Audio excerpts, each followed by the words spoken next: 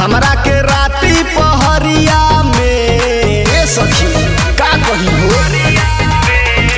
कैसे के कही का हो खता सखी हमरा के राती पहरिया में। सुनो हमारा जगड़ दिल्ली शहरिया में एने दर्द उठता कमरिया में, हमारा जगड़ दिल्ली शहरिया में एने दर्द उठता कमरिया में।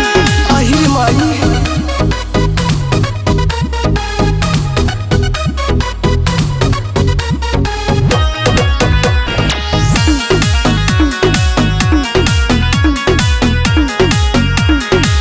कैसे के कही अपन दुख ए सखी बीतेला छूछे से जरिया, आवे के हाली ना कहेले घरे लागल बा के कर नजरिया।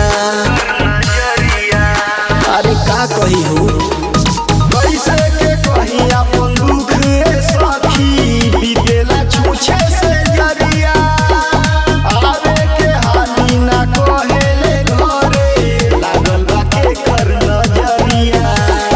चढ़ल जवानी के सौदा ना सधे हमरो काची उमरिया में, हमारा जगड़ दिल्ली शहरिया में एने दर्द उठता कमरिया में, हमारा जगड़ दिल्ली शहरिया में एने दर्द उठता कमरिया में।